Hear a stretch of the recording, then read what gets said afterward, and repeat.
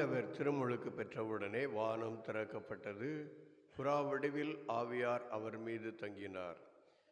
என் அன்பார்ந்த மைந்தர் இவரே, இவர் பொருட்டு நான் பூரிப்படைகிறேன் என்று தந்தையின் குரல் ஒலித்தது. தந்தை மகன் தூயாவியாரின் பெயராலே.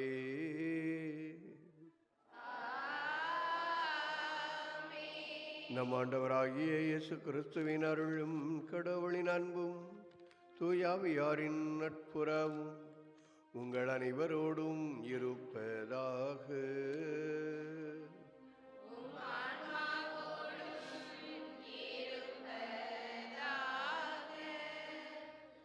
திருப்பலி முன்னுரை.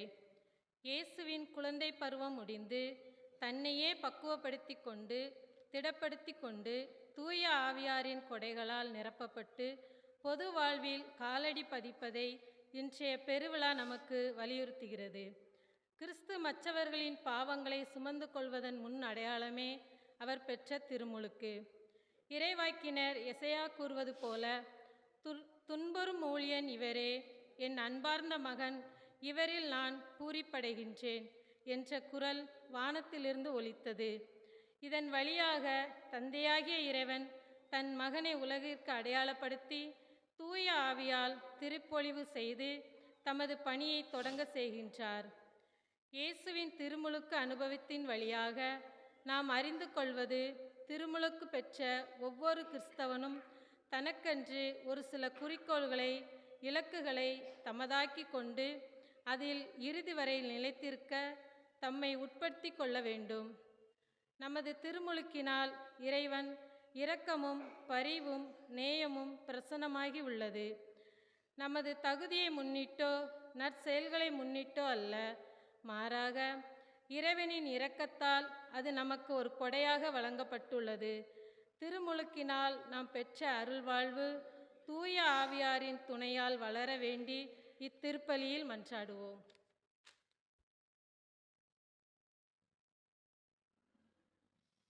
அன்புமிக்க சகோதர சகோதரிகளே, நம் திருமுழுக்கின் நினைவாக நம் மீது தெளிக்கப்படும் தமது படைப்பாகிய இத்தண்ணீரை புனிதப்படுத்தி அருளுமாறு நம் கடவுளாகிய ஆண்டவரை கெஞ்சி மன்றாடுவோமாக. அவரே நமக்கு உதவி அளித்து நாம் பெற்றுக்கொண்ட தூய ஆவிக்கு உண்மையுள்ளவர்களாய் நிலைத்திருக்க அருள்வாராக.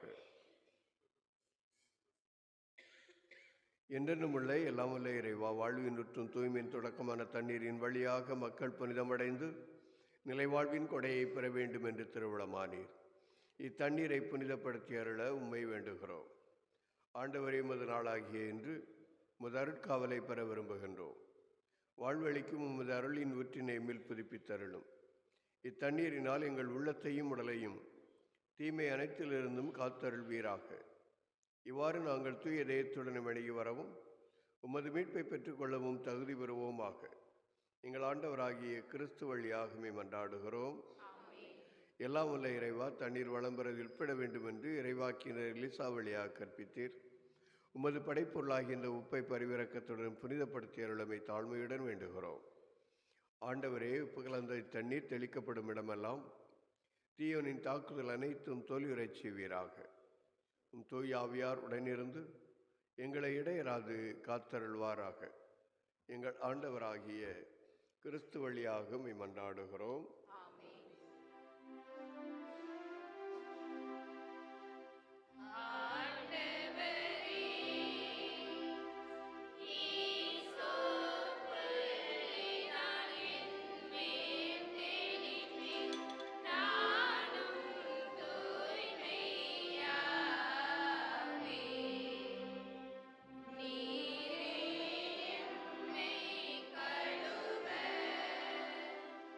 Now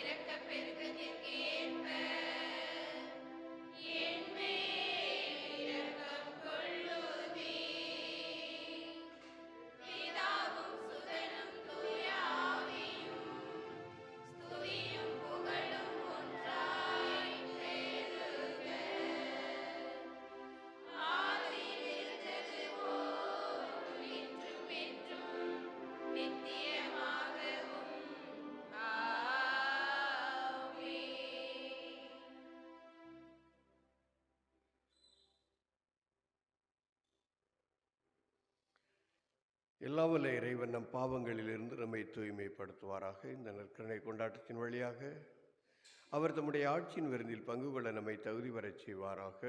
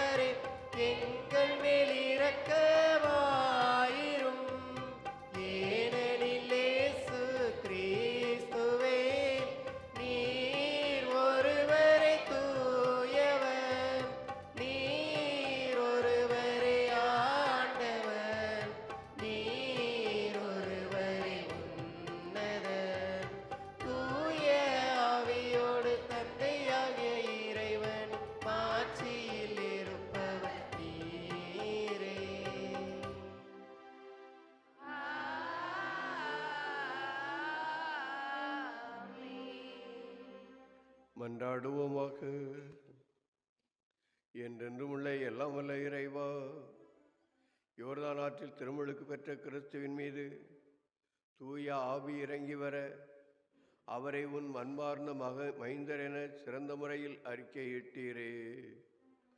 தண்ணீராலும் தூய ஆவியாலும் புதுப்பிறப்படைந்துள்ள மக்களை உமக்கு சொந்தமாக்கி கொண்ட நீர் அவர்கள் உமக்கு ஏற்புடையவர்களாக என்றும் நிலைத்திருக்க அருள்வீராக. உம்மோடு தூயாவியாரின் ஒன்றிப்பில் இறைவனாய் என்றென்றும் வாழ்ந்து ஆட்சி செய்கின்ற எங்கள் ஆண்டவரும் உம்முடைய திருமகனுமாகிய இயேசு கிறிஸ்து வழியாக உம்மை மன்றாடுகின்றோம்.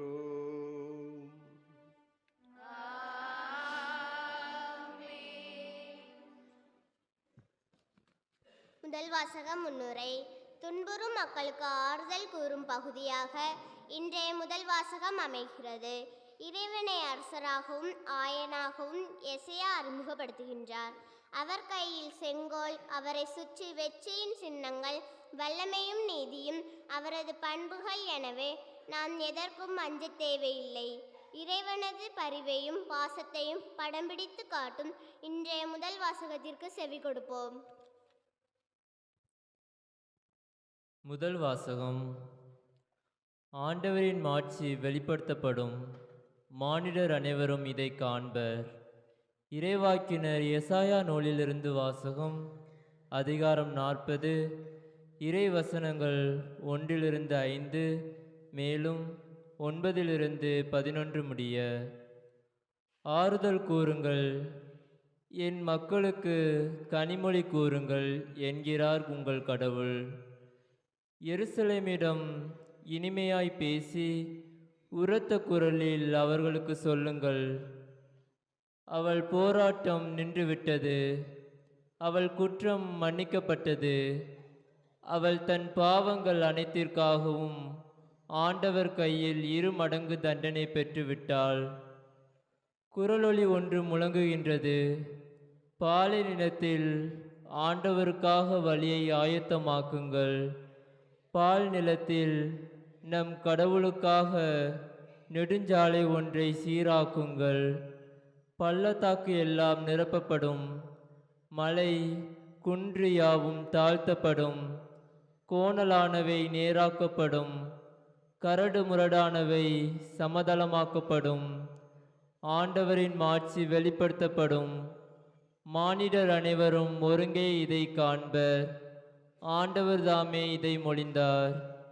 சீயோனே, நற்செய்தி தருபவளே, உயர் மலை மேல் நின்று கொள். எருசலேமே, நற்செய்தி உரைப்பவளே, என் குரலை எழுப்பு, அஞ்சாதே, இதோ உன் கடவுள் என்று யூதான் நகர்களில் முழங்கு. இதோ என் தலைவராகிய ஆண்டவர் ஆற்றலுடன் வருகின்றார், அவர் ஆற்றலோடு ஆட்சி புரிய இருக்கிறார். அவர் தம் வெற்றி பரிசை தம்முடன் எடுத்து வருகிறார். அவர் வென்றவரை அவர் முன் செல்கின்றார். ஆயனை போல் தம் மந்தையை அவர் மேய்ப்பார். ஆட்டுக்குட்டிகளை தம் கையால் ஒன்று சேர்ப்பார்.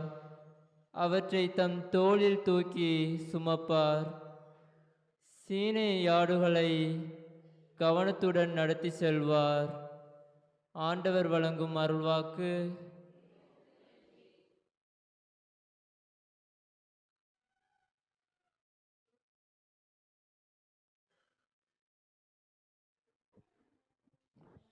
பதிலுரை பாடல் திருப்பாடல் 104. நாம் பாட வேண்டிய பல்லவி, என்னுயிரே ஆண்டவரை போற்றிடு. என்னுயிரே ஆண்டவரை போற்றிடு. என்னுயிரே ஆண்டவரை போற்றிடு.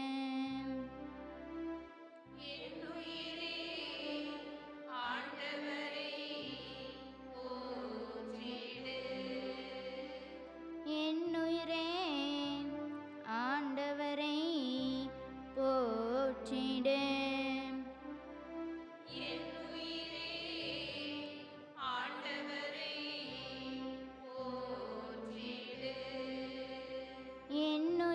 ஆண்டவரை போற்றிடு. என் கடவுளாகிய ஆண்டவரே, நீர் எத்துணை மேன்மை மிக்கவர். நீர் மாண்பையும் ஆட்சியையும் அணிந்துள்ளீர். பேரொளியை ஆடையென அணிந்துள்ளவர், வான்வெளியை கூடாரமென விரித்துள்ளவர்.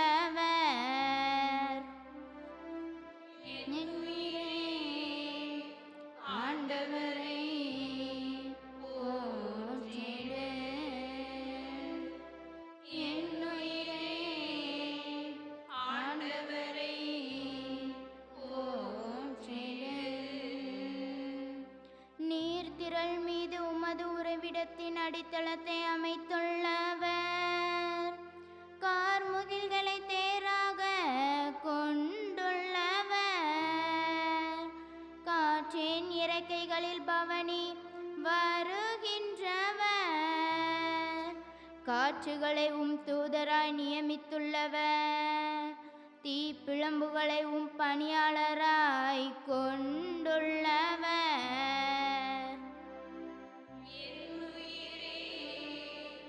ஆண்டவரை போற்றிடு. என்னுயிரே ஆண்டவரை போற்றிடு. ஆண்டவரே, வேலைப்பாடுகள் எத்தனை எத்தனை. நீர் அனைத்தையும் ஞானத்தோடு செய்துள்ளீர். விலங்குகளால் நிறைந்துள்ளது. இதோ பறந்து விரிந்து கிடக்கும் கடல்கள், அவற்றில் சிறியனவும் பெரியனமாய் வாழும் உயிரினங்கள் எண்ணிறந்தன. என் உயிரே ஆண்டவரை போற்றிடு. என் உயிரே ஆண்டவரை போற்றிடு. தக்க காலத்தில் நீர் உணவளிப்பீரென்று இவையெல்லாம் உம்மையே நம்பியிருக்கின்றன. நீர் கொடுக்க அவை சேகரித்து கொள்கின்றன. நீர் உமது கையை திறக்க அவை நலன்களால் நிறைவுறுகின்றன.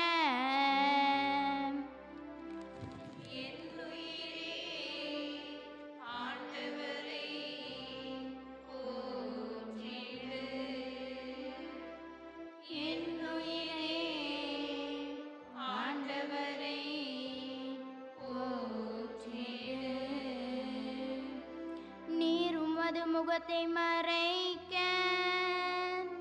அவை திகிலடையும். நீர் அவற்றின் மூச்சை நிறுத்திவிட்டால் அவை மாண்டு மறுபடியும் புழுதிக்கே திரும்பும். நீர் உமது ஆவியை அனுப்ப அவை படைக்கப் பெறுகின்றன. மண்ணகத்தின் முகத்தை புதுப்பிக்கின்றீர். என் உயிரே ஆண்டவரை போற்றிடு. என் உயிரே ஆண்டவரை போற்றிடு. இரண்டாம் வாசகம் முன்னுரை. பாவத்தால் நாம் இழந்துவிட்ட தெய்வீக வாழ்வை நமக்கு தரவே இயேசு மனிதராக பிறந்தார். தனது மரணத்தாலும் உயிர்ப்பாலும் இந்த அருள் வாழ்வை நாம் பெறுவதற்கு வழி செய்தார். இந்த அருள் வாழ்வை நாம் நமது திருமுழுக்கில் பெறுகிச்சிருக்கிறோம். உணியல்பு வாழ்வு திருமுழுக்கில் நம்மை ஆட்கொண்ட தூயாவியார் நம் அருள் வாழ்வை வளப்படுத்தி வளர்ச்சியடைய அருள் வேண்டி இவ்வாசத்திற்கு செவி கொடுப்போம்.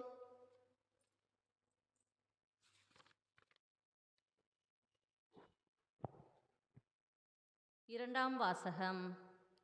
புதுப்பிறப்பு அளிக்கும் நீரினாலும் புதுப்பிக்கும் தூய ஆவியாலும் கடவுள் நம்மை மீட்டார். திருத்தூதர் பவுல் தீத்துவுக்கு எழுதிய திருமுகத்திலிருந்து வாசகம்.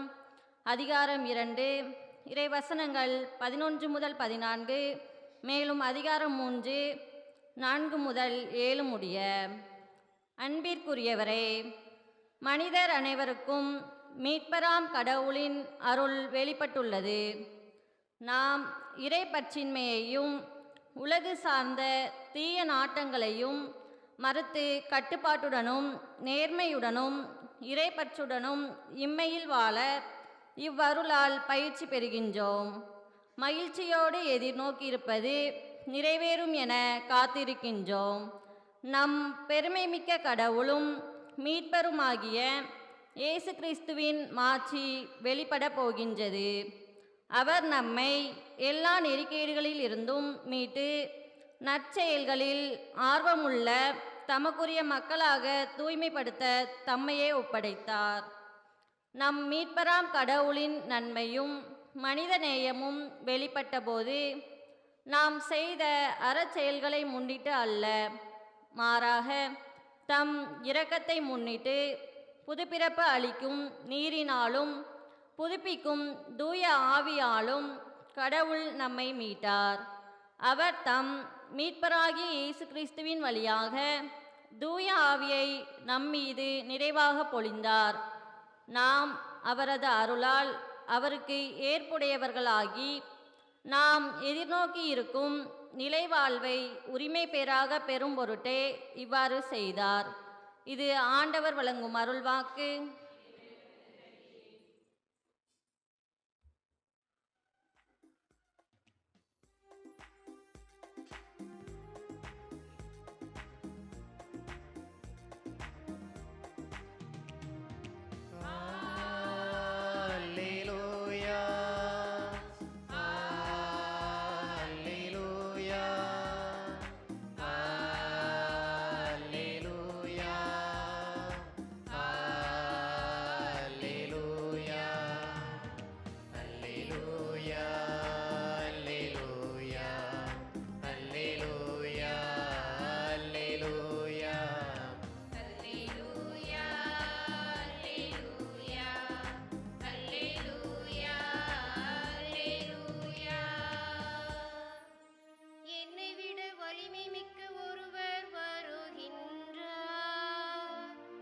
அவர் தூய ஆவி என்னும் நெருப்பால் உங்களுக்கு திருமுழுக்கு கொடுப்பார்.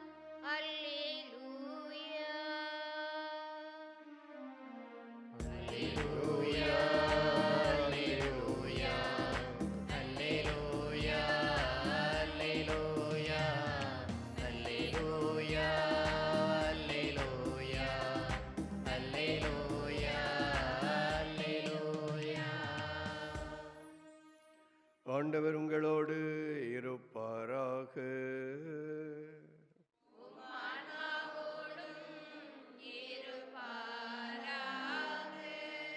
தூய லூக்கா எழுதிய தூய நற்செய்தியிலிருந்து வாசகம். ஆண்டவரே, மாட்சி உமக்கே.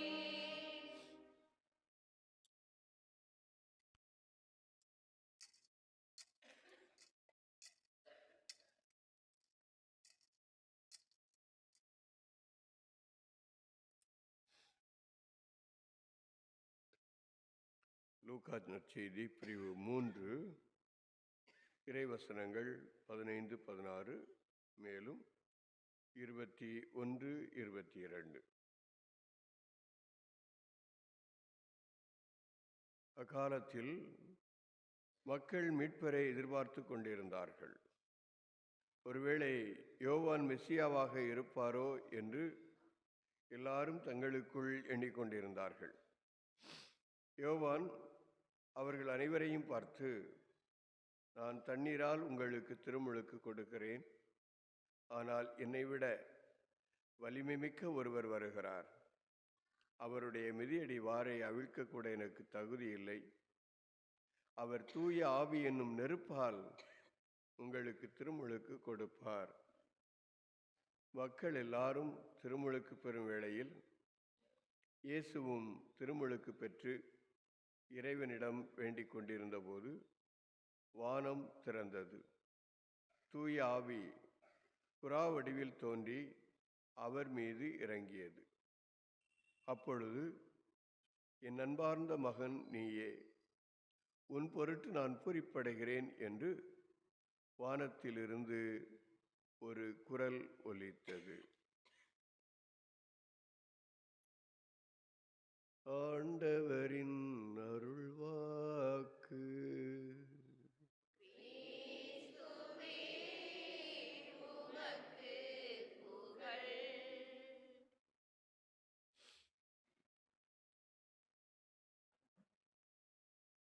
இயேசுவில் அருமையான சகோதர சகோதரிகளே, இன்று நாம் ஆண்டவர் இயேசு கிறிஸ்துவின் திருமுழுக்கு பெருவிழாவை கொண்டாடுகின்றோம். அனைவருக்கும் திருவிழா வாழ்த்துக்களை உரித்தாக்கிக் கொள்கிறேன். அன்புக்குரியவர்களே, இயேசுவினுடைய திருமுழுக்கு என்பது அவசியமான ஒன்றா? இயேசு திருமுழுக்கு பெற வேண்டுமா? ஏனென்றால் திருமுழுக்கு யோவான் யோர்தான் நதி கரையிலே திருமுழுக்கு கொடுத்து கொண்டிருந்த பொழுது அங்கே தங்களுடைய பாவங்களுக்காக மனம் வருந்திய பாவிகள் மனம் திருமுழுக்கு பெறுகின்றார்கள். அது மனமாற்றத்தின் அடையாளமாக இருக்கிறது. ஒரு புதிய வாழ்வின் தொடக்கமாக இருப்பதையும் நாம் பார்க்கிறோம். ஆனால் இயேசு எந்த பாவமும் அறியாதவர். எனவே அவர் திருமுழுக்கு பெறுவது அவசியம்தானா என்ற ஒரு கேள்வி நம்மில் எழுகிறது. யோவான் திருமுழுக்கு கொடுத்து கொண்டிருந்த பொழுது இயேசுவிடம் பாவம் இல்லை, அவர் மெசியா, எனவே அவர் திருமுழுக்கு பெற தேவையில்லை என்றாலும் அவர் திருமுழுக்கு பெற்றார். அதற்கான சில காரணங்கள் உண்டு. ஒன்று, அவர் கடவுளுக்கு ஏற்புடையதை நிறைவேற்ற திருமுழுக்கு பெறுகிறார். மத்தேயு நற்செய்தி 3வது அதிகாரம் 15வது அதிகாரம். நியமங்கள் நிறைவேறட்டும். கடவுளுடைய விருப்பத்தை ஏற்று அந்த திருமுழுக்கை அவர் பெறுகின்றார். இரண்டாவதாக, சமுதாயத்தால் வெறுத்து ஒதுக்கப்பட்ட ஏழைகள், வரி தண்டுவோர், பாவிகள் ஆகியோரோடு தம்மை இணைத்து கொள்ளுகிறார். அங்கே திருமுழுக்கு பெற வந்தவர்கள் எல்லாம் அவர்கள்தான். வரி தண்டுவோர், பாவிகள், படை வீரர்கள் என்று அவர்கள் நாங்கள் என்ன செய்ய வேண்டும் என்று கேட்டு அதற்கு பரிகாரத்தை பெற்று திருமுழுக்கு பெறுகின்றார்கள். இயேசு தம்மை அவர்களோடு இணைத்து கொள்ளுகிறார். தங்களை ஞானிகள் என்றும் அறிஞர்கள் என்றும் புனிதர்கள் என்றும் கருதிய பரிசேயர்கள், சதுசேயர்கள் இவர்களோடு தம்மை இணைத்து கொள்ளவில்லை. பாவிகளோடு தம்மை ஒன்றிணைத்து காட்டுகிறார் இயேசு. மூன்றாவதாக, உலகினர் அனைவரின் பாவத்தையும் தம்மீது சுமந்து கொண்டு அவர் திருமுழுக்கு பெறுகிறார். உலக மக்கள் அனைவருடைய பாவங்களுக்காகவும் தான் அவர் சிலுவை சாவை ஏற்றார். இங்கே அந்த பாவங்களையும் தம்மீது சுமந்து கொண்டு அவர் திருமுழுக்கு பெறுவதை நாம் பார்க்கிறோம். நான்காவதாக, தந்தை கடவுள் தம் பணிக்கு முழுமையான ஒரு அங்கீகாரத்தை அளித்தார். இயேசுனுடைய பணிக்கு ஒரு முழுமையான அங்கீகாரத்தை அளிக்கிறார். என் அன்பார்ந்த மகன் நீயே, உன் பொருட்டு நான் பூரிப்படைகிறேன் என்று இயேசுவை தன்னுடைய மைந்தராக, அவரில் மகிழ்வதாக இறைத்தந்தை அறிக்கையிடுகிறார் என்று பார்க்கிறோம். ஆம், அன்பார்ந்த சகோதர சகோதரிகளே, மற்றவர்களுடைய பாவங்களை மன்னிக்கின்ற அதிகாரத்தை பெற்றிருக்கின்ற இயேசு அவர்களோடு தம்மை ஐக்கியப்படுத்தி அவர்களுடைய பாவங்களுக்கு கழுவாயாக தம்மையே கையளிக்கவிருக்கிறார் என்பதை இந்த திருமுழுக்கு நமக்கு சுட்டி காட்டுகிறது. எனவே திருமுழுக்கின் வழியாக புதிய மனிதர்களாக மாற்றப்பட்ட மனிதர்களைப் போல இயேசு மாற்றப்படவில்லை. ஆனால் அவர் கடவுளுடைய மகனாக அங்கே அறிக்கையிடப்படுகிறார். 2 சாமுவேல் 7:14 பார்க்கிறோம். நான் அவனுக்கு, அதாவது தாவீதுக்கு, தாவீதின் மகனுக்கு தந்தையாயிருப்பேன், அவன் எனக்கு மகனாயிருப்பான் என்று கடவுள் ஒரு வாக்குறுதியை தருகிறார். அந்த அடிப்படையில் தாவீதின் வழிவந்த எல்லா மன்னர்களும் இறைவனின் மைந்தர்களாக எண்ணப்பட்டனர். எனவேதான் இவர்கள் அரச கட்டில் ஏறிய போது, நீர் என் மைந்தர், இன்று நான் உம்மை பெற்றெடுத்தேன் என்ற திருப்பாடல் 2:7 வரிகளை அவர்கள் பாடினார்கள். அதே போன்று இயேசுவும் இங்கே கடவுளால், இறைத்தந்தையால் அறிக்கையிடப்படுகிறார். நீர் என் மைந்தன், இன்று நான் உம்மை பெற்றெடுத்தேன் அல்லது பூரிப்படைகிறேன் என்று. அன்புக்குரியவர்களே, தந்தை கடவுள் இயேசுவில் பூரிப்படைவதாக கூறுகிறார். தந்தையின் பூரிப்பிற்கு காரணம் என்ன? எதுவாக இருக்க முடியும்? ஒரு தந்தை தன்னுடைய மகனை குறித்து மகிழ்ச்சி அடைகிறார் என்றால் அதற்கு காரணம் எதுவாக இருக்க முடியும்? அந்த மகன் தன்னுடைய தந்தையினுடைய விருப்பத்தை நிறைவேற்றுகிறான் என்பதுதான். எனவே இயேசுவை பொறுத்தவரையில் இயேசு கடவுளுக்கு உகந்தவராக இருந்தார், மனிதருக்கும் உகந்தவராக இருந்தார், மனிதருடைய பாவங்களையும் மன்னிப்பவராக இருந்தார். எனவே இறைத்தந்தை இரட்டிப்பு பூரிப்போடு, என் அன்பார்ந்த மகன் நீயே, உன் பொருட்டு நான் பூரிப்படைகிறேன் என்று இயேசுவை குறித்து அறிக்கையிடுவதை பார்க்கிறோம். ஏனென்றால் இயேசு தந்தையினுடைய விருப்பத்தை நிறைவேற்றுவதே எனக்கு உணவு என்று குறிப்பிடுகிறார்.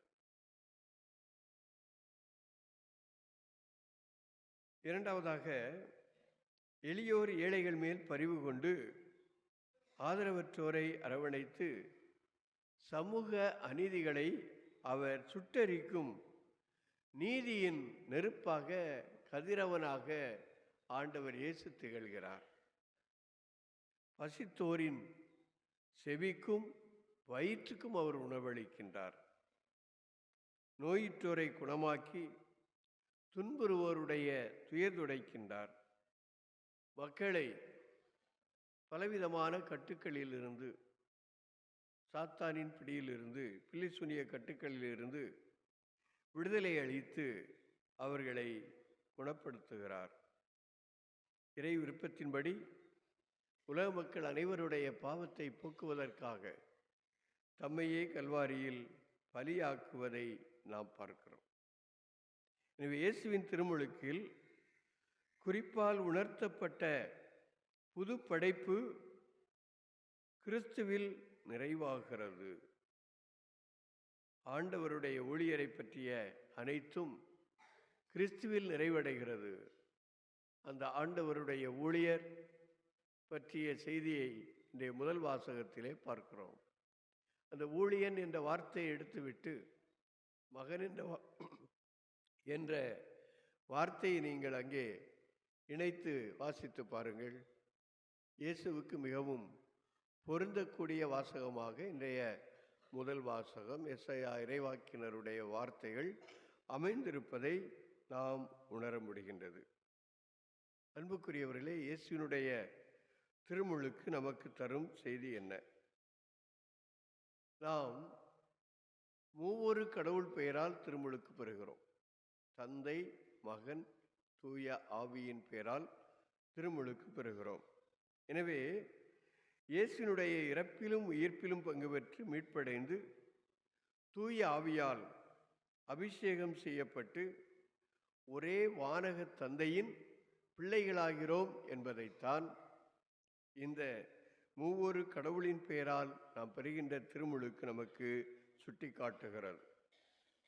ஒரே தந்தையின் பிள்ளைகள் நாம். அப்படி என்றால் நமக்குள்ளே வேறுபாடுகள் இருக்கக்கூடாது. ஒருவேளை நிறத்தில் இருக்கலாம், உயரத்தில் இருக்கலாம், ஆனால் மற்ற வேறுபாடுகள் அங்கே வந்து தலை தூக்கக்கூடாது. எனவே திரு அவையில் நாம் திருமுழுக்கு பெறுகின்ற போது நாம் ஒரே தந்தையினுடைய பிள்ளைகளாகிறோம். திருமுழுக்கு பெற்ற அனைவரும் ஒரே இறை தந்தையினுடைய பிள்ளைகளாகிறோம். அங்கே வேற்றுமைக்கு இடமில்லை.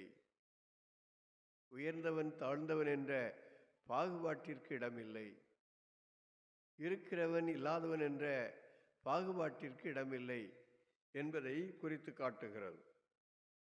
கிறிஸ்துவின் வாழ்வு இறை தந்தையை பூரிப்படைய செய்வதாக இருந்தது. அதேபோன்று நாமும் இறைவனுடைய விருப்பத்தை நிறைவேற்றி அவரை பூரிப்படைய செய்ய அழைக்கப்படுகிறோம். அவரை பூரிப்படைய செய்ய அழைக்கப்படுகிறோம். திருமுழுக்கு திருவருள் சாதனத்தை கொடுக்கின்ற பொழுது நாம் சில வாக்குறுதிகளை கொடுக்கிறோம். குழந்தையின் பேரால் அதுவும் ஒரு சர்ச்சை உண்டு. குழந்தைகளுக்கு திருமுழுக்கு கொடுக்கலாமா, அவர்களுக்கு விவரம் தெரியாதே என்று நாம் சில சர்ச்சைகளையும் கேள்விப்படலாம். எந்த ஒரு நிலையில் திரு அவை குழந்தைகளுக்கு திருமுழுக்கு கொடுக்கிறது என்று சிந்திக்க வேண்டும். திருமுழுக்கில் நாம் பெறுகின்ற அருள் கடவுளுடைய கொடை. கடவுள் நமக்கு கொடுக்கின்றது. எனவே அதை பெற்றுக்கொள்வதற்கு நான் அறிவு தெளிந்தவனாக இருக்க வேண்டும் என்பது அவசியமில்லை. அந்த கொடையை கடவுள் தருகிறார். அதை தக்க வைத்துக் கொள்வதற்கு நான் முயற்சி செய்ய வேண்டும். திரு அவை என்பது ஏற்கனவே திருமுழுக்கினால் கடவுளுடைய அருளால் நிறைந்த ஒரு அவை. அது எது? அந்த திரு அவை நாம தான். இங்கே குழுமி இருக்கின்ற நாம் அனைவரும் தான் திரு அவை. எனவே கடவுள் நமக்கு தம்முடைய அருளை திருமுழுக்கின் வழியாக தந்திருக்கிறார். தூய ஆவியால் நம்மை நிரப்பி இருக்கிறார். எனவே அவ்வாறு நிரப்பப்பட்ட நாம் நம்முடைய பிள்ளைகளுக்கு திருமுழுக்கு கொடுக்கின்ற போது கடவுளுடைய அருளை அங்கே அந்த குழந்தை பெறுகிறது, கடவுளுடைய ஆவியை பெறுகிறது. நம்முடைய எடுத்துக்காட்டான வாழ்வால், நம்முடைய அறிவுரையால் அந்த குழந்தைகள் கடவுளுடைய பிள்ளைகளாக வாழ வேண்டும். அதை நாம் உணர வேண்டும். கொடுக்கலாமா வேண்டாமா என்று நாம் அந்த விவாதத்தில் ஈடுபடுவதை விட, குழந்தைகளுக்கு திருமுழுக்கு கொடுக்கும் பொழுது என்னுடைய நம்பிக்கை, நான் பெற்ற அருள், நான் பெற்ற ஆவி இந்த குழந்தை பெற்றிருக்கிறது, அதிலே அந்த குழந்தை வளர்வதற்கு நான் ஒரு எடுத்துக்காட்டாக இருக்க வேண்டும், நான் ஒரு முன்மாதிரியாக இருக்க வேண்டும், நான் அதற்கு அறிவுரை கூற வேண்டும், அதற்கு தேவையான வழிமுறைகளை ஆய்ந்து உதவிட வேண்டும் என்ற எண்ணம் நம்மில் வளர வேண்டும். அதை கொண்டுதான் திரு அவை குழந்தைகளுக்கு திருமுழுக்கு கொடுக்கின்றது. அவ்வாறு திருமுழுக்கு கொடுக்கும் பொழுது அந்த குழந்தையின் பேரால் கேட்கின்ற கேள்விகளுக்கு நாம் பதிலளிக்கிறோம். முதல்ல என்ன கேள்வி கேட்கிறார்? சாத்தானையும் அதன் செயல்களையும் ஆரவாரங்களையும் விட்டு விடுகிறீர்களா? எல்லாரும் என்ன பதில் சொல்றோம்? விட்டு விடுகிறேன் என்று பதில் சொல்லுகிறோம். குழந்தையின் பெயரால் விட்டு விடுகிறேன் என்று நாம் பதில் சொல்லுகிறோம். அப்போ பாருங்க, இன்னைக்கு 2வது வாசகத்தில் வாசித்தோம். நாம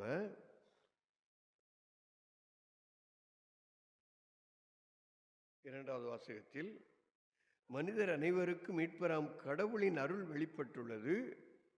நாம் இறைப்பற்றின்மையையும் உலகு சார்ந்த தீய நாட்டங்களையும் மறந்து கட்டுப்பாட்டுடனும் நேர்மையுடனும் இறைப்பற்றுடனும் இம்மையில் வாழ இவ்வருளால் பயிற்சி பெறுகிறோம். துறந்து விடுகிறோம். சாத்தானை, அதன் செயல்களை, ஆரவாரங்களை எல்லாம், பாவத்தை எல்லாம் விட்டு விடுகிறோம். விட்டுவிட்டு கடவுளுடைய அருளில் வாழ்வதற்கு நாம் பயிற்சி பெறுகிறோம் என்பதை தெளிவாக தீத்து எழுதிய திருமுகத்திலே பவுலடியார் அருமையாக கூறுகிறார். ஆம், அன்புக்குரியவர்களே, அப்படி என்றால் நாம் எப்படிப்பட்ட வாழ்க்கையை வாழ வேண்டும் என்பதையும் அவர் நமக்கு எடுத்து கூறுகிறார். நம் மீட்பராம் கடவுளின் நன்மையும் மனித நேயமும் வெளிப்பட்ட போது நாம் செய்த அறச்செயல்களை முன்னிட்டு அல்ல, மாறாக தம் இரக்கத்தை முன்னிட்டு புதுப்பிறப்பளிக்கும் நீரினாலும் புதுப்பிக்கும் தூய ஆவியாலும் கடவுள் நம்மை மீட்டார். எனவே கிறிஸ்துவின் வழியாக தூய ஆவியை பெற்றுக்கொண்ட நாம் ஒரு எதிர்நோக்கோடு வாழுகிறோம். அந்த எதிர்நோக்குதான் நிலைவாழ்வு என்பது. அந்த நிலைவாழ்வு என்ற எதிர்நோக்கு, அந்த நிலைவாழ்வு என்ற எதிர்நோக்கு தான் நம்மை மனிதநேயமிக்கவர்களாக, கடவுள் மீது நம்பிக்கையுடையவர்களாக, அறச்செயல்களை செய்பவர்களாக, புதுப்பிறப்படைந்தவர்களாக நம்மை மாற்றுகிறது. எதிர்நோக்கு இல்லை என்றால் நாம் அவ்வாறு வாழ தேவையில்லை என்பதை இன்றைய 2வது வாசகம் நமக்கு சுட்டி காட்டுகிறது. எனவே நாம் உண்மையிலேயே அறிக்கையிட்ட அந்த திருமுழுக்கு அறிக்கையின் வழியாக, திருமுழுக்கு அறிக்கையை போல நாம் வாழுகின்றோமா? சாத்தானையும் அதன் செயல்களையும் பாவத்தையும் ஆரவாரங்களையும் விட்டு விலகி இருக்கிறோமா? 2வது கேட்கின்ற கேள்வி, எல்லாவற்றையும் படைத்த தந்தையாம் கடவுளை நம்புகிறீர்களா? அவருடைய மகன் இயேசு கிறிஸ்துவை நம்புகிறீர்களா? தூய ஆவியாரை நம்புகிறீர்களா? திரு அவையை நம்புகிறீர்களா என்பது. அப்போ இவையெல்லாம் நம்மை நம்முடைய எதிர்நோக்கின்படி வாழ்வதற்கு தூண்டுகின்ற காரணிகளாக அமைந்திருக்கின்றன. எனவே விட்டுவிட வேண்டியவற்றை விட்டுவிட்டு ஏற்றுக்கொள்ள வேண்டியவற்றை ஏற்று பெற்ற அருளில் நிலைத்திருக்கவும், அந்த அருளில் வளர்ச்சி பெறவும், அந்த அருளை பிறரோடு பகிர்ந்து கொள்ளவும் திருமுழுக்கு நம்மை தூண்டுகிறது, அழைக்கிறது. எனவே அன்பார்ந்த சகோதர சகோதரிகளே, நம்முடைய வாழ்க்கையை சற்று சிந்தித்து பார்ப்போம். திருமுழுக்கு பெற்ற நாம் திருமுழுக்கின் வழியாக கடவுளுடைய பிள்ளைகளாக்கப்படுகிறோம், திரு அவையினுடைய உறுப்பினர்களாக்கப்படுகிறோம். எனவே அதற்கு ஏற்றவாறு ஏற்றத்தாழ்வுகளை மறந்து எல்லோரையும் சகோதரர்களாக ஏற்று அருள் வாழ்வில் நிலைத்து அந்த எதிர்நோக்கு நிலைவாழ்வு என்னும் எதிர்நோக்கை கருத்தில் கொண்டு நாம் வாழ்ந்து கடவுளுக்கு ஏற்புடையவர்களாக மாறுகிறோமா, மாறி இருக்கிறோமா என்று சிந்தித்து பார்க்க வேண்டும். அதுதான் திருமுழுக்கினுடைய நோக்கம். இன்றைய விழா நமக்கு சுட்டி காட்டுவதும் அதுதான்.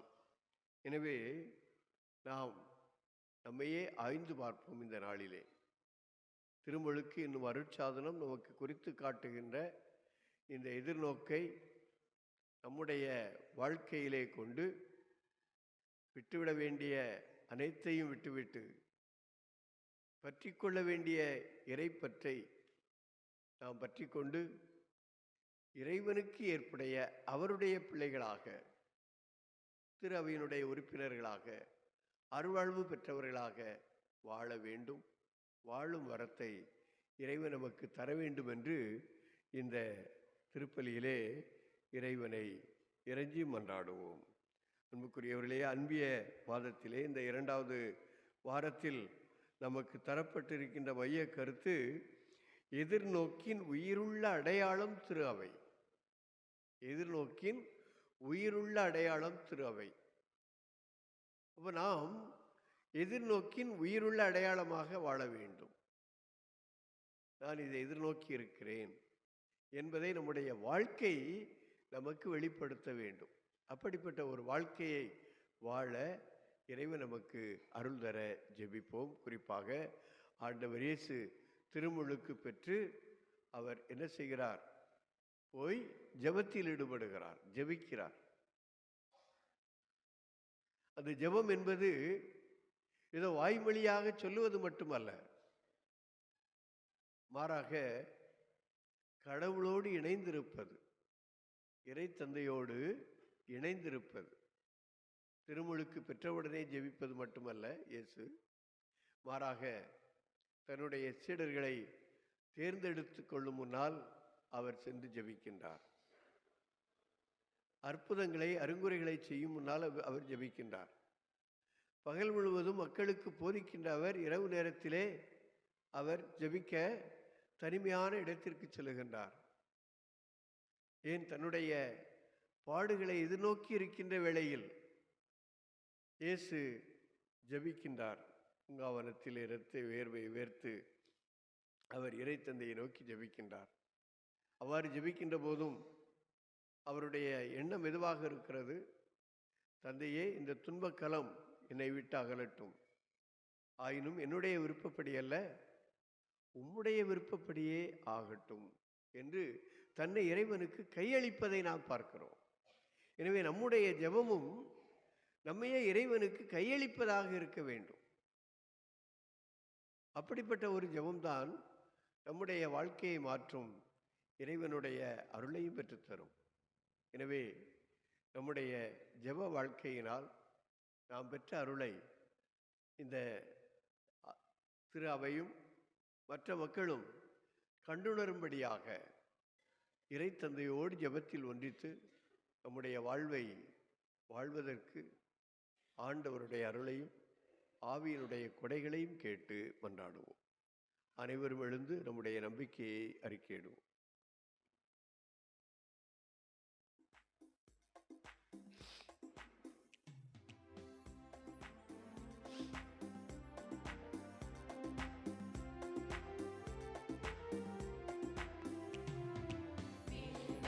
மண்ணையும் படைத்தவராம் கடவுள்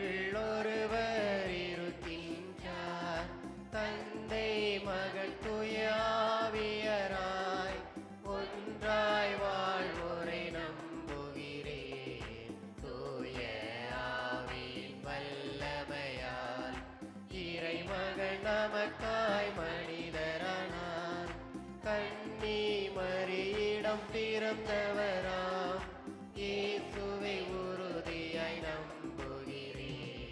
பிளாத்துவின் ஆட்சியில் பாடுபட்டார், சிலுவையில் இறந்து அடக்கப்பட்டார். மூன்றாம் நாளில் உயிர் தெழுந்தார், இறப்பின் மீது வெற்றி கொண்டார்.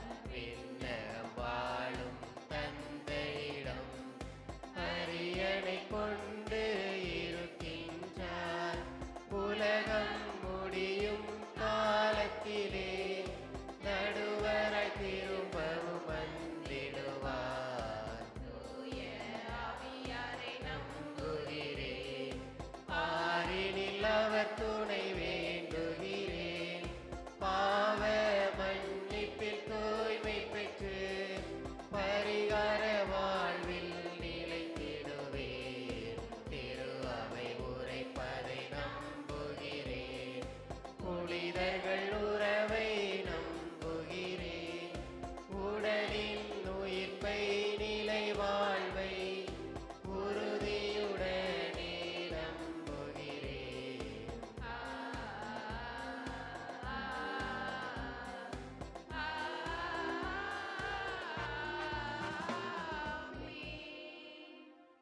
அன்புமிக்க சகோதர சகோதரிகளே, நாம் கடவுளுடைய அன்பு பிள்ளைகள். இறைவன் நம்முடைய அன்பு தந்தை. நம்முடைய தேவைகளையும் ஆசைகளையும் அறிந்து நிறைவு செய்கின்ற தந்தை. அவரிடம் நம்பிக்கையோடு நம்முடைய மன்றாட்டுக்களை எடுத்துச் சொல்லி மன்றாடுவோம். அன்பின் இறைவா, எம் திருத்தந்தை ஆயர்கள், குருக்கள், இருபால் துறவியர், பொதுநிலையாகிய நாங்கள் அனைவரும் திருமுழுக்கின் வழியாக பெற்ற அரச குருத்துவ இறைவாக்குரைக்கவும் பணியை செய்வன செய்ய உமது அருளை நிறைவாக பொழிந்தருள வேண்டுமென்று இறைவா உம்மை மன்றாடுகிறோம்.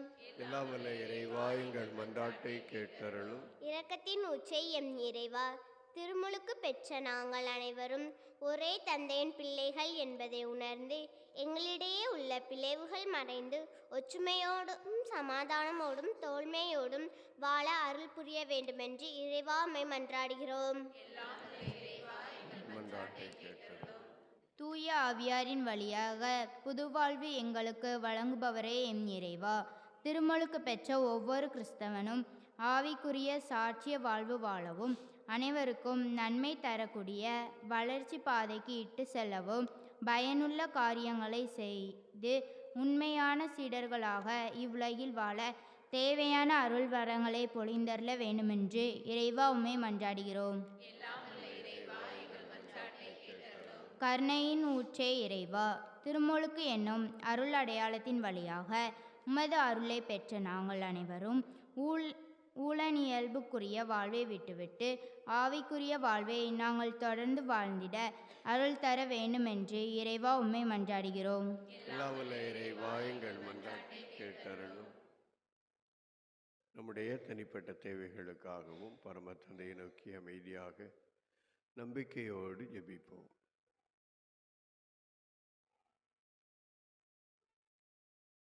எங்களை அளவு கடந்த விதமாக அன்பு செய்து பராமரித்து பாதுகாத்து வரும் அன்பு தந்தை இறைவா, உம்முடைய பிள்ளைகளாகிய நாங்கள் மிகுந்த நம்பிக்கையோடு இந்த மன்றாட்டுக்களை உமது திருமுன் சமர்ப்பிக்கின்றோம்.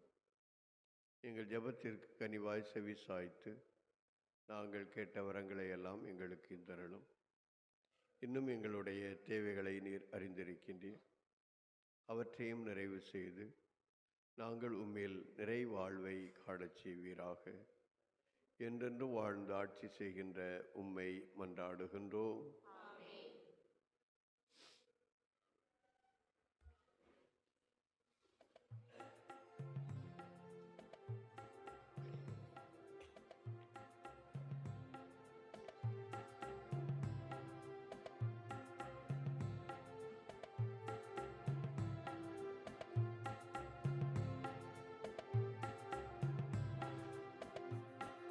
வந்தேன் உந்தன் இல்லம் இறைவா, இன்று தந்தேன் எந்தன் உள்ளம் தலைவா. வந்தேன் உந்தன் இல்லம் இறைவா,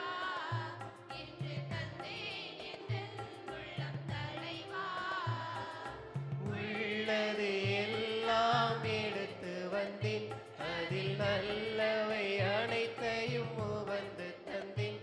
என்னை ஏற்றிடுவாய் இறைவா, உந்தன் கருவியாய் மாற்றிடுவாய். என்னை ஏற்றிடுவாய் இறைவா, உந்தன் கருவியாய் மாற்றிடுவாய். வந்தேன் உந்தன் இல்லம் இறைவா, இன்று தந்தேன் எந்தன் உள்ளம் தலைவா.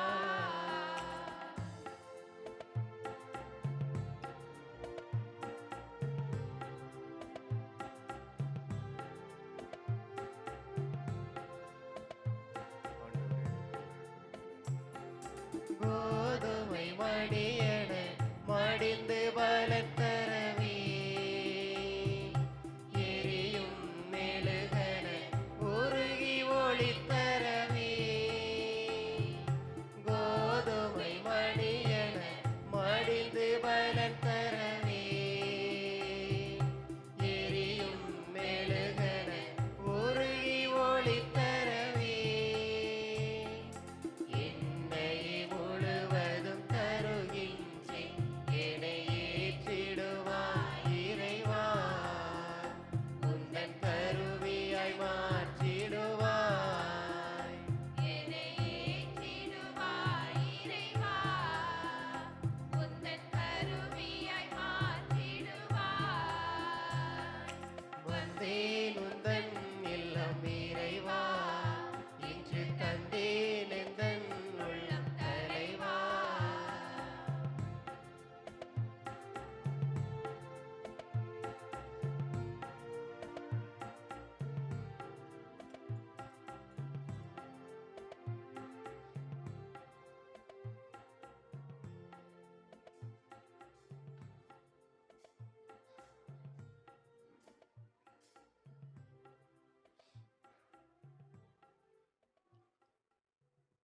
சகோதர சகோதரிகளே, என்னுடையதும் உங்களுடையதுமான கல்வாரி பலி எல்லாம் வல்ல தந்தையாம் கடவுளுக்கு ஏற்றதாகும்படி மன்றாடுங்கள். ஆண்டவர் தமது பெயரின் புகழ்ச்சிக்காகவும் ஆட்சிக்காகவும் நமது நன்மைக்காகவும் புனித திருவை அனைத்தின் நலன்களுக்காகவும் உமது கையிலிருந்து பலியை ஏற்றுக்கொள்வாராக. ஆண்டவரே, உம் அன்பு திருமகனுடைய வெளிப்பாட்டை கொண்டாடும் நாங்கள் கொண்டு வந்துள்ள காணிக்கைகளை ஏற்றருளும். அவர் மனம் இறங்கி உலகின் பாவங்களை கழுவ திருவுளம் கொண்டதால் உம் நம்பிக்கையாளரின் காணிக்கை அவரது பலியாக மாறுவதாக. என்றென்று வாழ்ந்தாட்சி செய்கின்ற அவர் வழியாக உம்மை மன்றாடுகின்றோம்.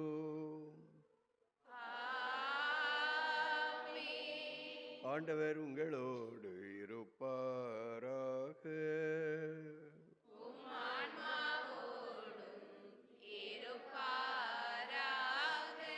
இதயங்களை மேலே எழுப்புங்கள்.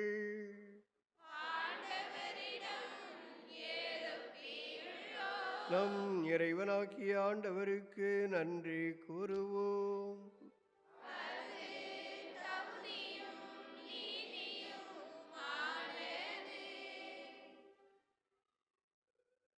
ஆண்டவரே, தூயவரான தந்தையே, என்றுமுள்ள எல்லாம் வல்ல இறைவா, எந்நாளும் இவ்விடத்திலும் நாங்கள் உமக்கு நன்றி செலுத்துவது மெய்யாகவே தகுதியும் நீதியுமாகும்.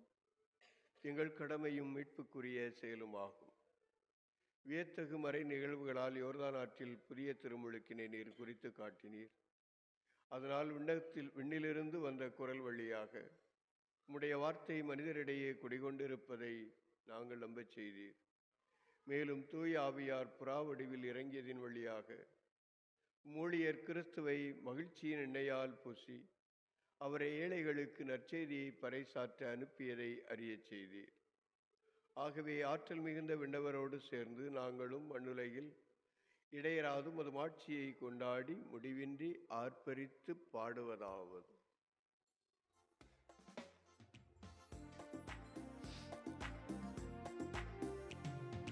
தூயவர் தூயவர் தூயவர் வான்படைகளின் கடவுளாம் ஆண்டவர், விண்ணகமும் மன்னகமும் உமது மாட்சியால் நிறைந்துள்ளன.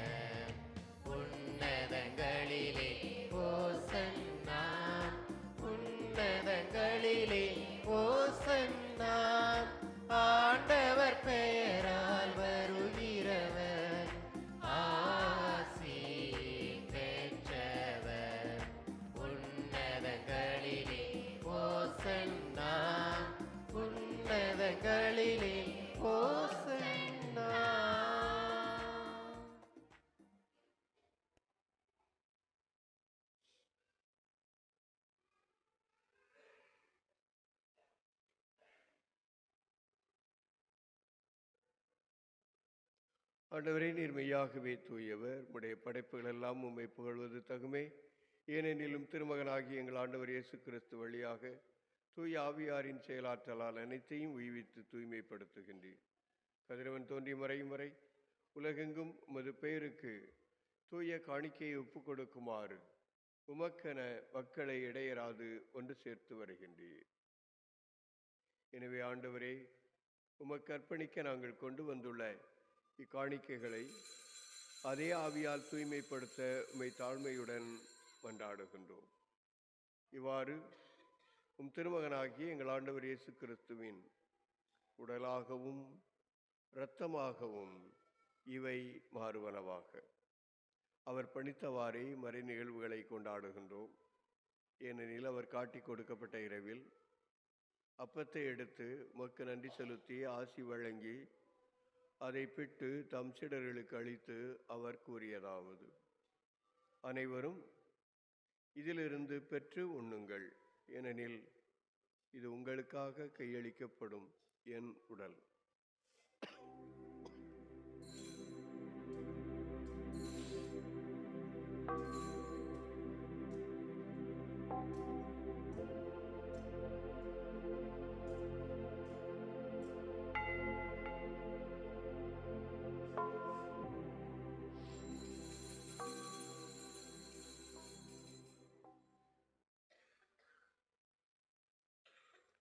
அவனமே இரவு இருந்தே அருந்திய பின் கிண்ணத்தையும் எடுத்து உமக்கு நன்றி செலுத்தி ஆசி வழங்கி அதை தம் சீடர்களுக்கு அளித்து அவர் கூறியதாவது: அனைவரும் இதிலிருந்து பெற்று பருகுங்கள், ஏனெனில் இது புதிய நிலையான உடன்படிக்கைக்குரிய என் இரத்தத்தின் கிண்ணம். இது பாவ மன்னிப்புக்கென்று உங்களுக்காகவும் பலருக்காகவும் சிந்தப்படும். இதை என் நினைவாக செய்யுங்கள்.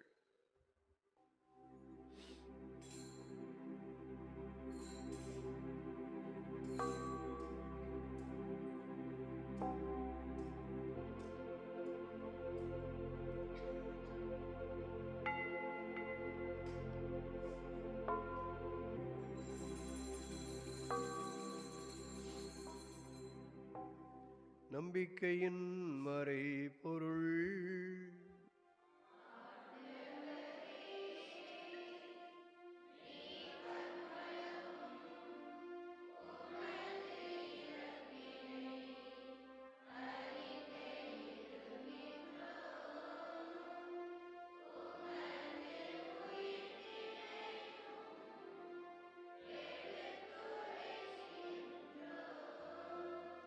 ஆகவே ஆண்டவரே, உம் திருமகனின் மீட்பளிக்கும் பாடுகளையும் வியப்புக்குரிய உயிர்ப்பையும் முன்னேற்றத்தையும் நாங்கள் நினைவு கூறுகின்றோம். இவர் மீண்டும் வருவார் என எதிர்பார்த்திருக்கும் நாங்கள் இப்புனிதமான உயிருள்ள பலியை நன்றி செலுத்தி உமக்கு கொடுக்கின்றோம். உமது திரவையின் காணிக்கையை கண்ணோக்கி அருளமை மன்றாடுகின்றோம்.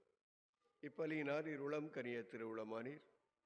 இவ்வாறு உடைய திருமகனின் திருவுடல் திருரத்தத்தால் உட்டம் வரும் நாங்கள் அவருடைய தூய ஆவியால் நிரப்ப பெற்று கிறிஸ்துவுக்குள் ஒரே உடலும் ஒரே உள்ளமும் உடையவராக விளங்கச் செய்வீராக. இவரே எங்களை உமக்கு என்றும் காணிக்கையாக்குவாராக. இவ்வாறு உம்மால் தேர்ந்து கொள்ளப்பட்டவர்களோடு முதலாக புனிதமிக்க கன்னியும் கடவுளின் தாயுமான மரியா, அவருடைய கணவரான புனித யோசேப்பு, புனித திருத்தூதர்கள், மாட்சிமிகு மறை சாட்சியர், எங்கள் பாதுகாவலர் புனித சந்தியாகப்பர், மற்ற புனிதர்கள் அனைவரோடும் நாங்கள் உரிமை பேற்றுக்கு தகுதியுடையோராவோமாக. இவர்களின் வேண்டுதலால் நாங்கள் என்றும் உமது உதவியை பெறுவோம் என உறுதியோடு இருக்கின்றோம். ஆண்டவரே, எங்களை உம்மோடு புறவாக்கும் இப்பலி உலகுக்கெல்லாம் அமைதியும் மீட்பும் தர வேண்டும் என மன்றாடுகின்றோம். இவ்வுலகில் பயணம் செய்யும் உமது திரு அவையை சிறப்பாக உம்மடியாராகிய எங்கள் திருத்தந்தை பிரான்சிஸ், எங்கள் ஆயர் அந்தோணி சாமி ஆண்டகை, ஏனைய ஆயர்கள், திருநிலையினர், உமக்கு சொந்தமான மக்கள் ஆகிய அனைவரையும் நம்பிக்கையிலும் அன்பிலும் உறுதி பெறச் செய்வீராக. நீர் விரும்பியபடி உம் திரும்ப நிற்கின்ற இக்குடும்பத்தின் வேண்டல்களுக்கு கனிவுடன் செவி சாய்த்தருளும். கனிவுள்ள தந்தையே, எங்கும் சிதறண்டிருக்கும் உம்முடைய பிள்ளைகளை கனிவுடன் உம்மோடு சேர்த்து கொள்ளும். இறந்து போன எங்கள் சகோதர சகோதரிகளையும்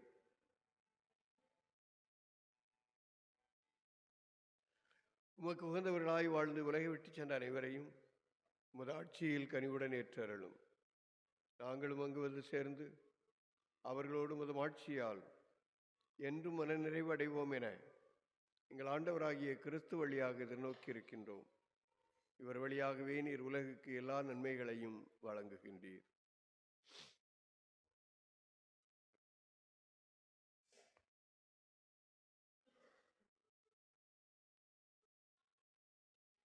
இவர் வழியாக, இவரோடு, இவரில் எல்லாம் வல்ல இறைவனாகிய தந்தையே,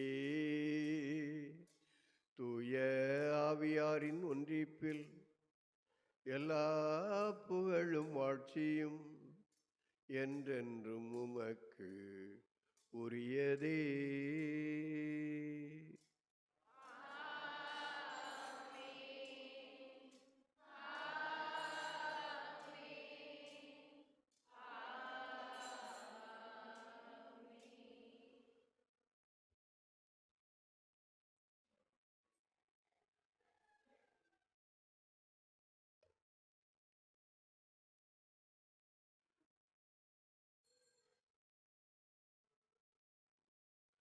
மீட்பரின் கட்டளையால் கற்பிக்கப்பட்டு இறைவடிப்பினையால் பயிற்சி பெற்ற நாம் துணிந்து சொல்வோம்.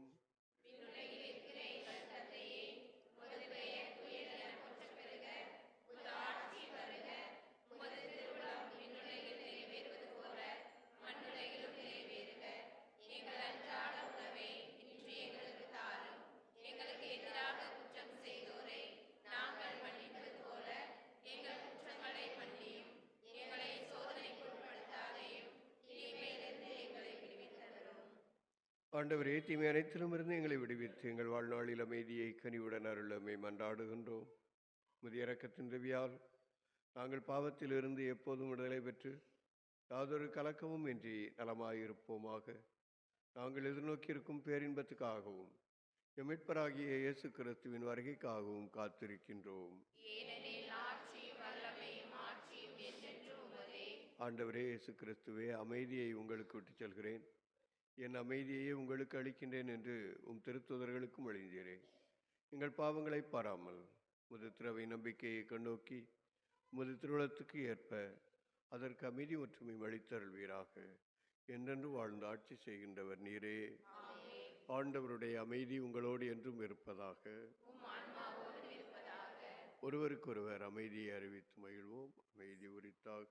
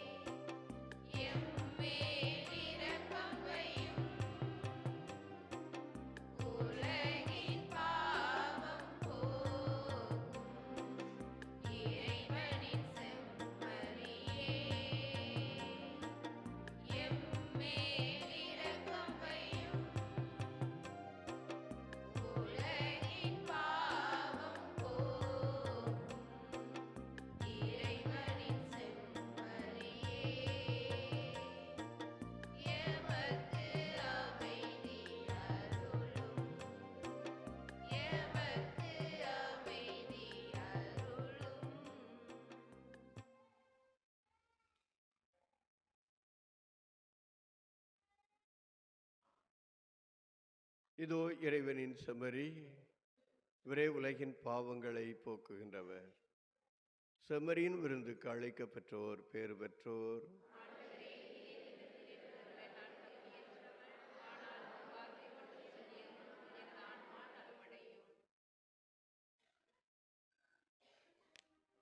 கிறிஸ்துவின் தொடர்ந்து காத்து நிலை வாழ்வழிப்பதாக.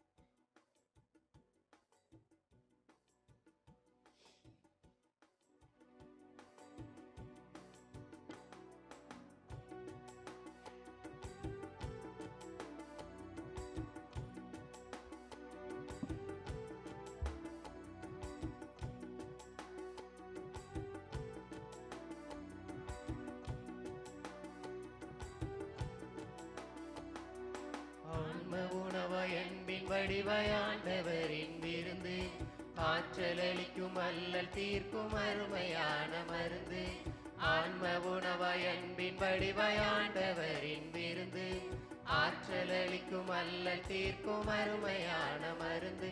இதை அருந்திடவாரீர் நல்லாசிரை பாரீர், இதை அருந்திடவாரீர் நல்லாசிரை பாரீர். உயிராய் உறவாய் உனக்காய் எனக்காய் உயிர் தரும் விருந்து, உலகம் வாழ உயிரை கூட தந்திடும் தலைவன். விண்ணக விருந்தை வா மன்னகம் எழுந்து வா, மனிதர் வாழ மகிழ்வுணவாய் வா. விண்ணக விருந்தை வா மன்னகம் எழுந்து வா, மனிதர் வாழ மகிழ்வுணவாய் வா.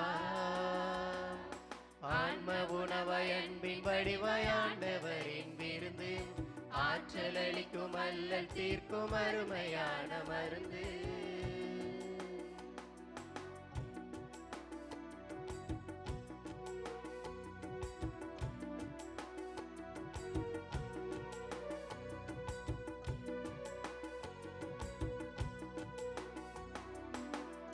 இதையாய் நம்மில் நுழைந்து மெல்ல மெல்ல வேற்பரப்பி வெளிச்சமாக உலகையால் நம்மை மாற்றுவார்.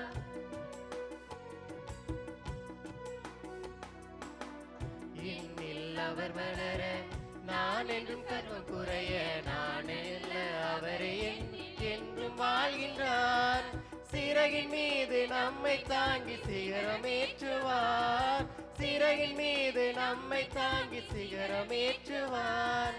சின்ன இதயம் வந்து தங்கி செல்லமாகுவார், சின்ன இதயம் வந்து தங்கி செல்லமாகுவார்.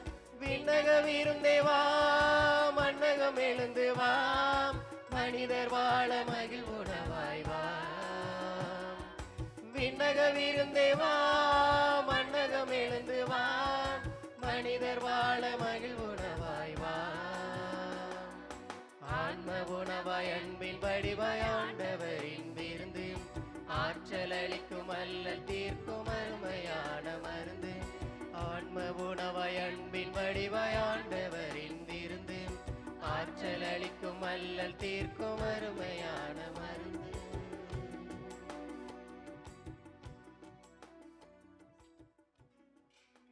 கிறிஸ்துவின் ஆன்மாவே என்னை புனிதமாக்கும், கிறிஸ்துவின் திருவுடலே என்னை மீட்டருளும், கிறிஸ்துவின் திரு ரத்தமே எனக்கு எழுச்சியூட்டும், கிறிஸ்துவின் விழாவின் தண்ணீரே என்னை கழுவிடுமே, கிறிஸ்துவின் பாடுகளே என்னை தேற்றிடுமே. ஓ நல்ல இயேசுவே எனக்கு செவிசாயும், உம் திரு காயங்களுள் என்னை மறைத்தருளும், உம்மிடமிருந்து என்னை பிரிய விடாதேயும், தீய பகைவரிடமிருந்து என்னை காத்தருளும், எனது இறப்பின் வேளையில் என்னை அழைத்தருளும், உம்மிடம் வர எனக்கு கட்டளையிட்டருளும், புனிதர்களோடு எக்காலமும் உம்மை புகழச் செய்யும். ஆமென்.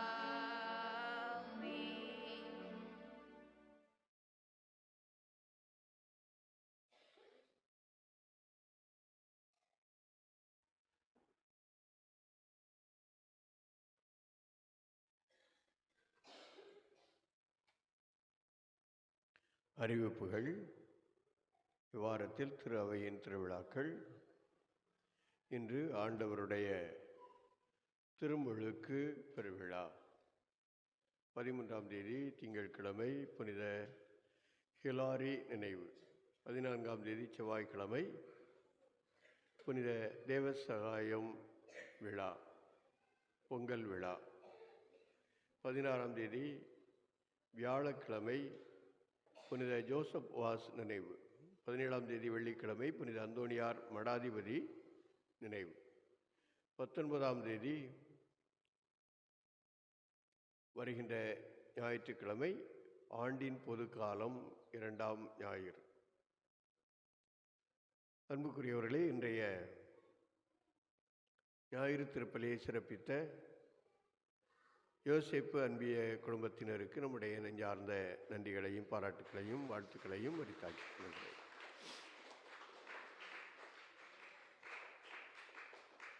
வருகின்ற ஞாயிற்றுக்கிழமை திருப்பலியை சிறப்பிப்பவர்கள் புனித சவேரியார் அன்பியத்தார். திருப்பலி கால அட்டவணை: இன்று காலை 10:30 மணிக்கு மடத்தூரில் திருப்பலி, செவ்வாய்க்கிழமை காலை 7 மணிக்கு பங்காலயத்தில் திருப்பலி, காலை 10:30 மணிக்கு மடத்தூரில் திருப்பலி. 15ஆம் தேதி புதன்கிழமை காலை 6 மணிக்கு பங்காலயத்தில் திருப்பலி, 16, 17 வியாழன் வெள்ளி ஆகிய நாட்களில் மாலை பங்காலயத்தில் திருப்பலி.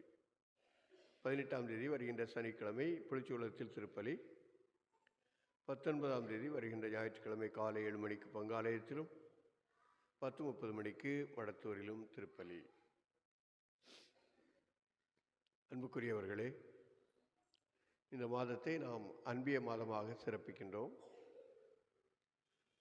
இந்த 2வது வாரத்தில் எதிர்நோக்கின் உயிருள்ள அடையாளம் திரு அவை என்ற மைய கருத்து நம்முடைய சிந்தனைக்கு தரப்பட்டிருக்கிறது.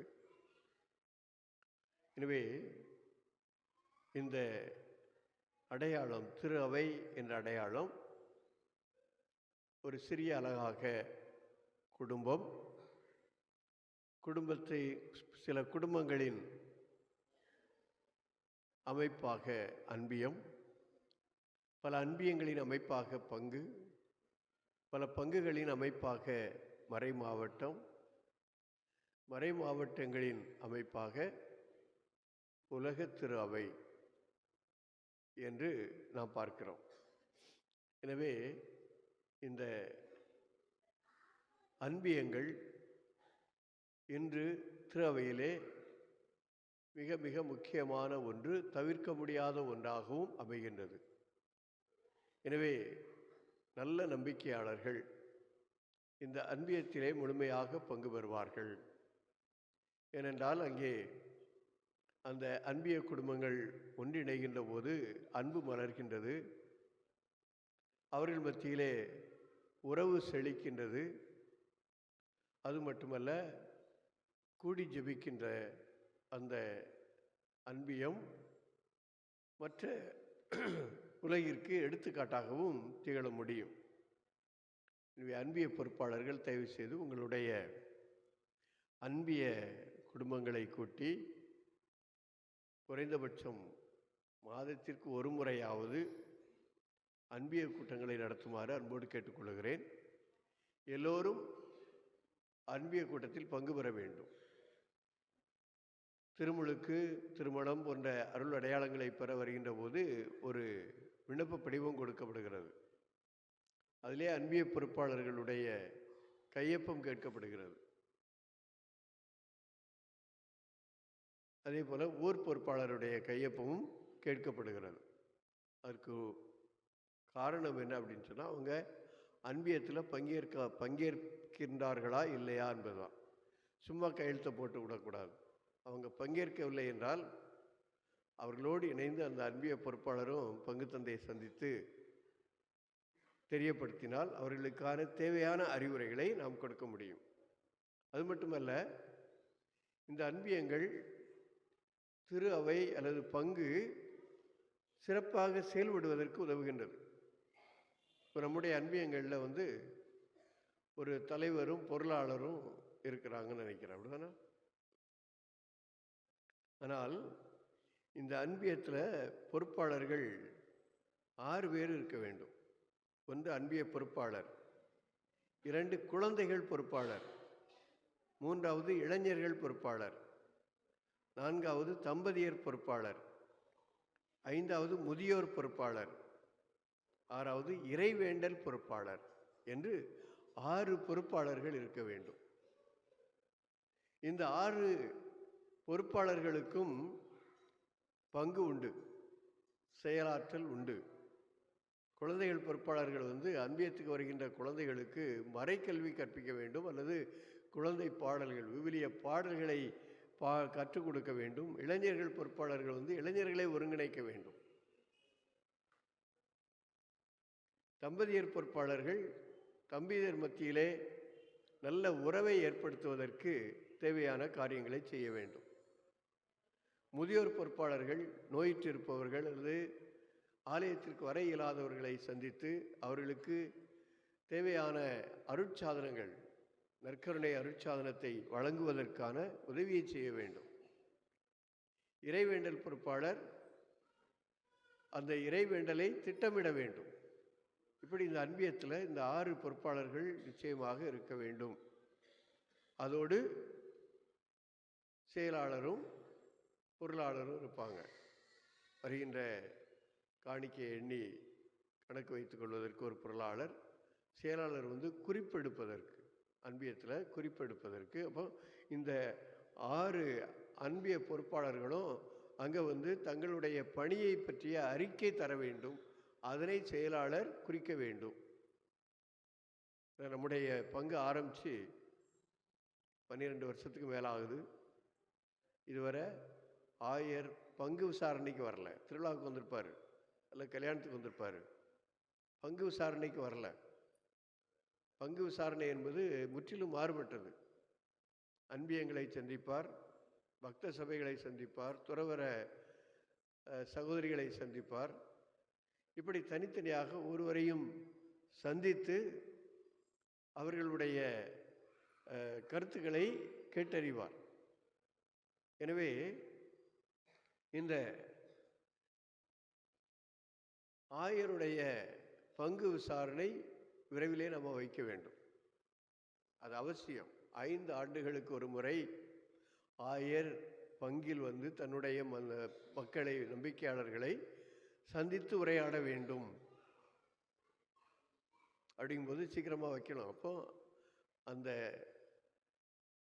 சந்திப்பின் போது ஒவ்வொரு அன்பியமும் தங்களுடைய அன்பியத்தில் நடக்கின்ற நிகழ்வுகளை குறிப்பெடுக்கின்றவற்றை ஆயரிடம் காட்ட வேண்டும், அவருடைய கையெழுத்து பெற வேண்டும். அதே போல் பங்கில் உள்ள எல்லா குறிப்பேடுகளிலும் ஆயர் கையெழுத்திடுவார். பங்கு தந்தையினுடைய அன்றாட நாட்குறிப்பேட்டில் கையெழுத்திடுவார். திருப்பலி கணக்கில் கையெழுத்திடுவார். எல்லாவற்றிலையும் அவர் கையெழுத்திடுவார். இது 5 ஆண்டுகளுக்கு ஒரு முறை. அதே போன்று மறைமாவட்ட பொருளாளர் கையெழுத்திடுவார். மறைவட்ட அதிபரும் அந்த ரெக்கார்டுகள் எல்லாம் கையெழுத்து போடுவாங்க. நம்முடைய பங்கு ஆரம்பித்து இதுவரையில் பங்கு விசாரணை நடக்கலை, கையெழுத்தையும் காணும். எனவே விரைவிலே அதற்கான ஏற்பாடுகளை செய்ய வேண்டும். எனவே அன்பியங்கள் தயவு செய்து புத்துயிர் பெற வேண்டும். நல்லா தான் இருந்தோம், இந்த லாக்டவுனோட போயிடுச்சு அப்படின்ட்டு. லாக்டவுன் முடிஞ்சு எவ்வளவு வருஷம் ஆகுது இல்லையா? இப்போ அன்பியத்தில் இன்னும் உயிரோட்டமாக இருக்கணும் அப்படின்னு சொன்னால் ஒரு ஆண்டு விழாவை வைக்கலாம். உங்களுடைய திருவிழா அன்னை தெரசா அன்பியம் அப்படின்னா அந்த அன்னை தெரசா திருவிழா அன்றைக்கு ஒரு சிறப்பான அன்பிய கூட்டத்தை நடத்தலாம், அல்லது ஒரு விழாவாக நடத்தலாம். அதை இப்படி திட்டமிட வேண்டும் என்பதை அன்போடு கேட்டுக்கொள்கிறேன். அன்புக்குரியவர்களே, உங்களுக்கு குடும்ப அட்டை கொடுத்துருக்காங்க. நீங்கள் இந்த பங்கின் உறுப்பினர் அப்படிங்கிறதுக்கு ஒரு அடையாளம். எல்லா அருள் அடையாளங்களை பெறும்பொழுதும் அந்த குடும்ப அட்டையோடு வர வேண்டும் பங்கு தந்தை சந்திக்க அப்படின்னு சொல்லியிருக்கு, அதிலே போட்டிருக்கு. எனவே அந்த குடும்ப அட்டை 24வது ஆண்டோடு நிறைவு பெறுகிறது. அந்த குடும்ப அட்டையில் பங்கு பராமரிப்புக்காக உங்களுடைய மாத நன்கொடை செலுத்துகின்ற குறிப்பும் இருக்கிறது. எனவே அந்த புதிய அட்டைகளை பெற வேண்டும். எனவே பங்கு அட்டைகளை இதுவரை முழுமைப்படுத்தாதவர்கள் தயவு செய்து எல்லாத்தையும் முழுமைப்படுத்திவிட வேண்டும் என்று அன்போடு கேட்டுக்கொள்கிறேன். அதோடு இந்த குடும்ப அட்டைக்கு நீங்கள் மாதத்துக்கு ஒரு தடவையோ அல்லது 3 மாதத்துக்கு ஒரு தடவையோ அல்லது வருஷத்துக்கு ஒரு தடவையோ நீங்கள் பணம் கொடுக்கும் பொழுது ரசீது வாங்கிட்டு கொடுங்க. இனிமேல் ரசீது இல்லாமல் எந்த பணமும் கொடுக்க வேண்டாம். திருப்பலிக்கு என்றாலும் சரி, அதே போல் அன்பிய குடும்ப அட்டைக்கு பணம் கட்டினாலும் சரி, ரசீது பெற்றுக்கொண்டு கொடுங்கள். யார் வசூலிக்கிறாங்களோ அவங்களுக்கு அந்த ரசீது புத்தகம் கொடுக்குறேன். அவர்கிட்ட ரசீது பெற்றுக்கொண்டு நீங்கள் கொடுக்க வேண்டும். திருப்பலிக்கும் அதே போன்றான். திருப்பலிக்கும் ரசீது பெற்றுக்கொண்டு பணம் கட்ட வேண்டும். எனவே அன்பிய பொறுப்பாளர்கள் யார் வசூலிக்கிறா அப்படிங்கிறத பொறுத்து அதை வாங்கி அன்பிய அந்த பணம் வசூலிக்கிறவங்ககிட்ட கொடுத்து விரைவாக பழைய கணக்குகளை முடித்து புதிய ஆண்டில் புதிய கணக்குகளை தொடங்குவதற்கு முயற்சி செய்வோம். புத்தகங்களெல்லாம் ரெடியாக இருக்குது. அதை இந்த மாதத்து இறுதியில் எல்லா குடும்பங்களுக்கும் நிச்சயமாக கொடுத்து விடுவோம். அதற்குள்ளாக பழைய குடும்ப அட்டைகளை நீங்கள் நிறைவு செய்து கொள்ளுமாறு உங்களை அன்போடு கேட்டுக்கொள்கிறேன். அதேபோன்று திருமணத்திற்கோ மற்ற அருள் அடையாளங்களை பெறுவதற்கோ குடும்ப அட்டைகளை கொண்டு வாங்கன்னு கேட்குறது அதில் கட்டியிருக்கீங்களான்னு பார்க்குறதுக்காக மட்டும் இல்லை, அதில் பதிவிடுவதற்காக. திருமுழுக்கு பெற்றால் அந்த குழந்தையினுடைய பெயரையும் திருமுழுக்கு தேதி பிறந்த தேதியை பதிவிடுகிறோம். புதுநன்மை பெற்றால் புதுநன்மை தேதியை பதிவிடுகிறோம். உறுதி பூசல் பெற்றால் உறுதி பூசல் தேதியை பதிவிடுகிறோம். அதே போன்று ஒவ்வொரு திருவருட்சாதனங்களையும் அதில் பதிவிடுகிறோம். பதிவிடுவதோடு அல்ல, இப்போ புதிய சென்சஸ் எடுத்து அந்த நோட்லையும் அதை பதிவிடுவோம் நம்ம. எனவே உங்களுடைய வீட்டில் உள்ள ஒவ்வொருவருடைய சான்றிதழ், அந்த பிறந்த நாள், திருமுழுக்கு நாள் எல்லாமே உங்கள் குடும்ப அட்டையிலையும் இருக்கும். அதே சமயத்தில் பங்கில் உள்ள அந்த பேரட்டிலும் இருக்கும். அது பின்னால் எளிதாக நம்ம எடுக்கிறதுக்கு வசதியாக இருக்கும். திருமணம் அப்படின்னு சொல்லி வரும்பொழுது ஞானஸ்தானம் பெற்றது எங்கே அப்படின்னு, எந்த வருஷம் அப்படின்னு சொல்லி அதை பார்த்து தேடி பிடிச்சி எடுக்க வேண்டியிருக்குது. அந்த ஒரு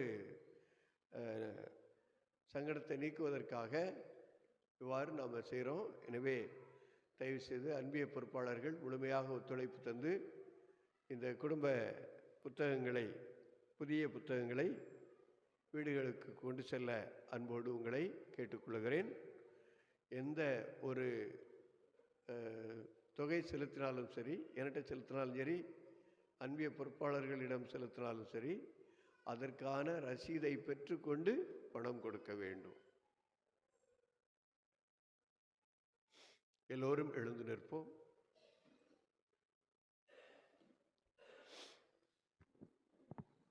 ஜூபிலி ஆண்டிற்கான இறைவேண்டல்.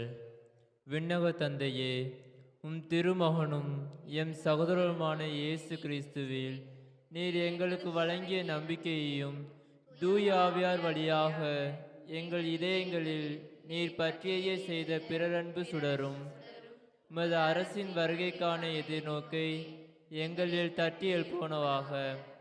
நற்செய்தியின் விதைகளை நாளும் வளர்த்தெடுக்கும் நல்லோராய் உம் அருள் எம்மை மாற்றுவதாக. தீமையின் ஆற்றல்கள் மறைந்து உம் ஆட்சி நீடித்து ஒளிரும் பொருட்டு மானிட உள்ளங்களும் முழு அண்டவெளியும் புதிய விண்ணகம் புதிய மன்னகம் நோக்கிய காத்திருத்தலில் மாற்றம் பெறுவதாக. ஜூபிலி கொண்டாட்டத்தின் அருள் விண்ணக செல்வங்களுக்கான ஆர்வத்தை எதிர்நோக்கின் திருப்பயணிகளாகிய எம்மில் தூண்டி எழுப்புவதாக. அதே அருள் எம் மீட்பரின் மகிழ்ச்சியையும் அமைதியையும் அகிலமெங்கும் அளிப்பதாக. என்றென்றும் போற்றுதற்குரிய எம் கடவுளாகிய உமக்கே மாட்சியும் புகழும் இன்றும் என்றும் உரித்தாகுக. ஆமேன். இதோ நான் கண்டேன், சான்று பகர்ந்தேன், ஏனெனில் இவரே இறைமகன் என்று யோவான் இவரை பற்றி கூறினார். மன்றாடுவோமாக. ஆண்டவரை, புனித கொடைகளால் நிறைவு பெற்ற நாங்கள் உமது கனிவை பணிவுடன் வேண்டுகின்றோம்.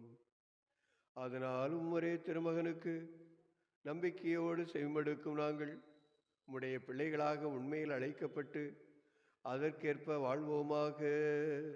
எங்கள் ஆண்டவராகிய கிறிஸ்து வழியாக உம்மை மன்றாடுகின்றோம்.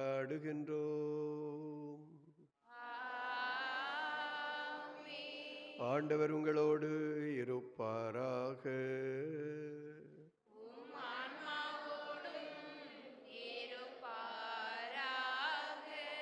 எல்லாம் வல்ல இறைவன் தந்தை மகன் தூயாவியார் உங்களுக்கு ஆசி வழங்குவாராக.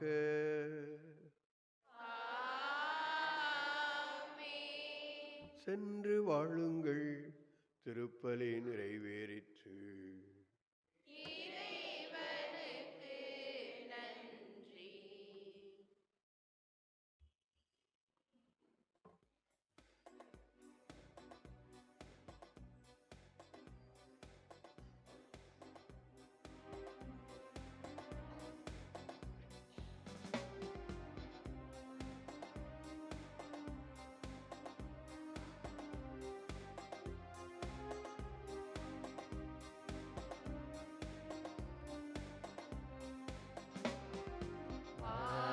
திறந்து வெண்புறா போல இறங்கி வர வேண்டும். தேவா வல்லமை தர வேண்டும். தேவா வல்லமை தர வேண்டும். யோர்தான் நதிக்கரை அனுபவங்கள் அப்படியே இன்று நடக்கணுமே. யோர்தான் நதிக்கரை அனுபவங்கள் அப்படியே இன்று நடக்கணுமே. அப்படி